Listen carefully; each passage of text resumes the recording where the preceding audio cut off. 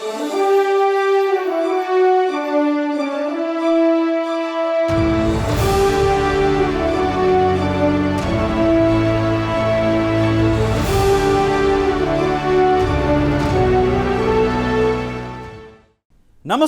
Welcome to spotlight.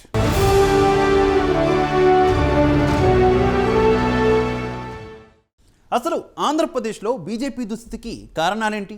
అధికార YCP వైఫల్యాలపై Andhra Pradesh BJP నేతలు తరచుగా విమర్శలు చేస్తున్న కేంద్ర బీజేపీ మాత్రం వైసీపీతో అంటకాగుతుందా? కేంద్రంలో రేపు తమకు మెజారిటీ తగ్గితే వైసీపీ సపోర్ట్ కోసమే కేంద్ర బీజేపీ ఆలోచిస్తుందే. అందుకే జగన్తో విరోధం కోరుకోవడం లేదా? ఆంధ్రప్రదేశ్ బీజేపీ చేయిస్తున్న విమర్శలు ఉత్తివేనా? అసలు ఆంధ్రప్రదేశ్ రాజకీయాల్లో బీజేపీ స్టాండ్ ఏంటి? ఎందుకు రాష్ట్ర బీజేపీ అధ్యక్షుడు సోము వీర్రాజుపై ఆంధ్రప్రదేశ్ బీజేపీ నేతలు కుర్రుగా ఉన్నారు?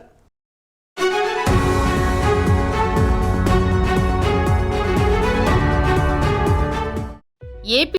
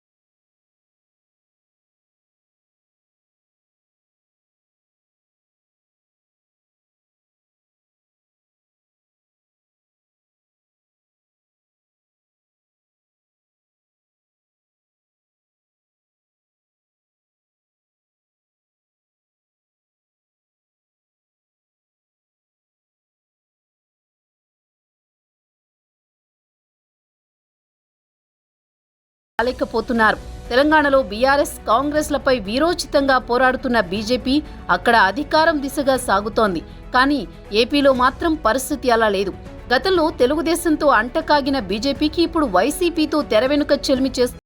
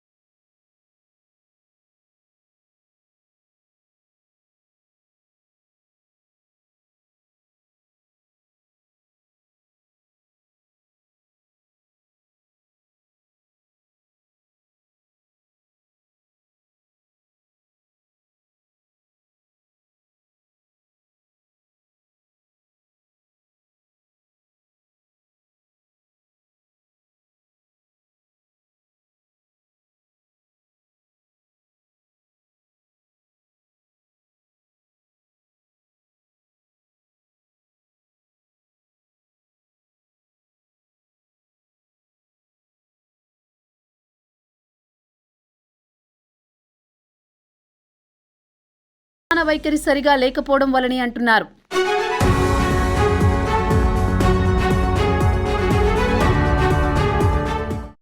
రాష్ట్రంలో ఉన్న పరిస్థితులను బట్టి బీజేపీ అడుగులు వేస్తుందా? అందుకే ఎవరితోనూ శత్రుత్వం పెంచుకోవడం లేదా? ఇప్పటికీ ఆంధ్రప్రదేశ్ రాజకీయ పరిణామాలు ఎలా మారతాయో ఎవరికీ అర్థం కావడం లేదు. ఎవరితో పొత్తులు పెట్టుకుంటారో అంతు చిక్కడం లేదు.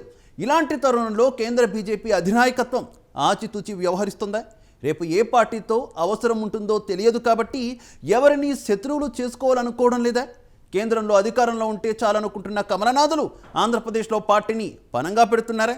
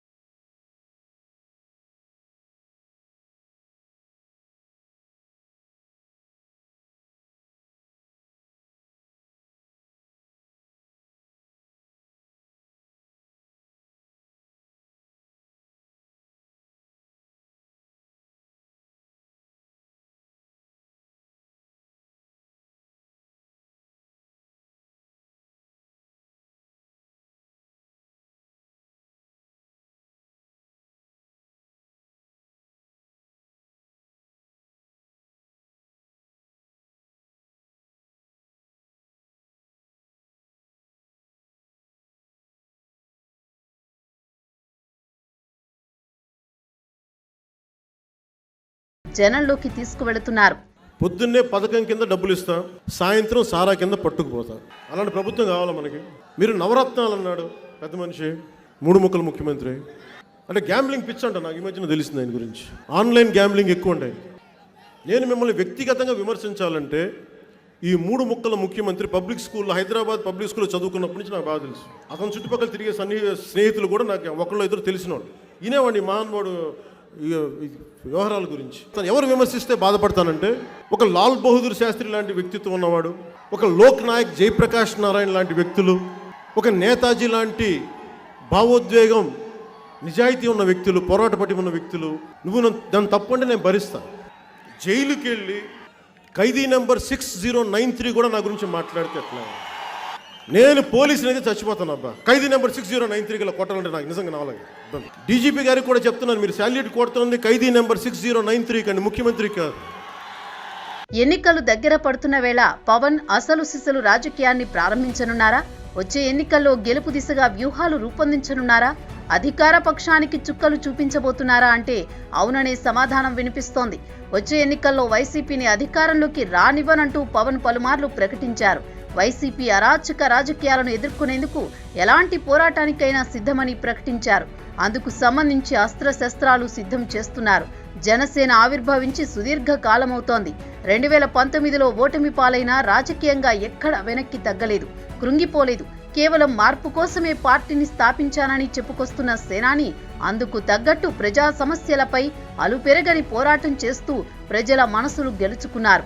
అధికార పక్షం నుంచి దాడులు ఎదురవుతున్నా వెరవలేదు, వెన్ను చూపలేదు. అప్పటికీ ఇప్పటికీ అదే పంథాను కొనసాగిస్తున్నారు. అయితే బీజేపీ మిత్రధర్మాన్ని పాటిస్తూ సేనాని సీఎం కావడానికి తమ వంతు సహకరిస్తే ఏపీలో అధికారంలో భాగస్వామిగా ఉంటుంది కమలం పార్టీ. హంగు వచ్చినా జనసేన ప్రభుత్వమే వస్తుందన్న అంచనా ఉంది. కాబట్టి బీజేపీకి బలపడే ఛాన్స్ వస్తుంది. అలా కాకుండా జగన్ను నమ్ముకుంటే మాత్రం ఎన్నికల ముందైనా బీజేపీతో పొత్తుకు జనసేన ఝలక్కిచ్చినా ఆశ్చర్యపోనక్కర్లేదంటున్నారు పరిశీలకులు. ఎట్టి పరిస్థితుల్లో ఈసారి జనసేన ప్రభుత్వ స్థాపనే లక్ష్యంగా ముందుకు సాగుతున్నారు పవన్. మీరు జనసేన నాయకులకు కూడా వ్యూహం నాకు వదిలేయండి. జనసేన పార్టీ అధికారంలోకి తెచ్చే బాధ్యత మేము తీసుకుంటాం. ఆ వ్యూహం నాకు వదిలేసేయండి.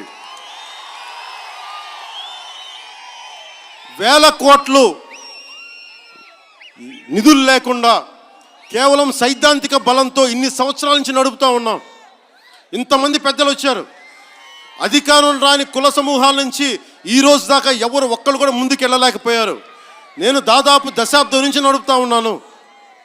అందుకని ఆంధ్రప్రదేశ్ భవిష్యత్తుకు సంబంధించిన ఎన్నికల వ్యూహం నాకు వదిలేసేయండి.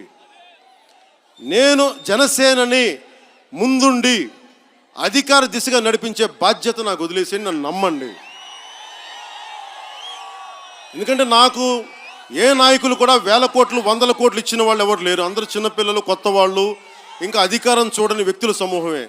అందుకని వ్యూహం సంగతి నాకు వదిలేసేయండి.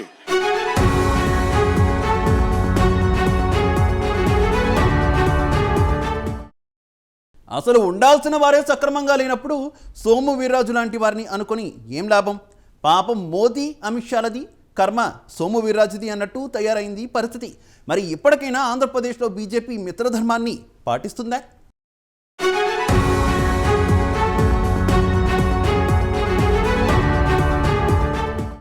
ఏపీలో బీజేపీని లేపాలంటే ఇప్పటికిప్పుడు సాధ్యమయ్యే పని కాదు. ఆ పార్టీ మిత్రధర్మాన్ని పాటిస్తూ జనసేనతోనే ప్రయాణం సాగిస్తే ఈ పార్టీకే ఎంతో కొంత లాభం ఉండి ఉండేదంటున్నారు పరిశీలకులు. అయితే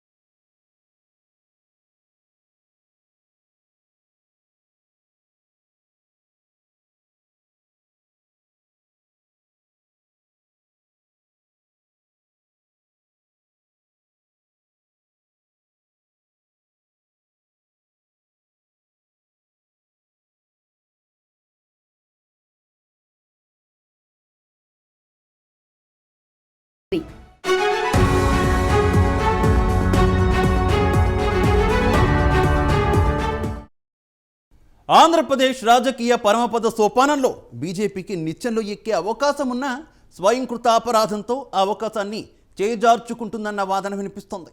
బంగారం లాంటి పవన్ కళ్యాణ్ను పక్కన పెట్టి మిత్రధర్మాన్ని కూడా కాదనుకుంటూ కమలం పెద్దలు వైసీపీని దగ్గరగా రానివ్వడమే రాష్ట్రంలో బీజేపీ పతనానికి కారణమంటున్నారు. మరి ఇప్పటికైనా బీజేపీ పెద్దలు తీరు మారుతుందా లేదా అన్నది వేచి చూడాల్సిందే.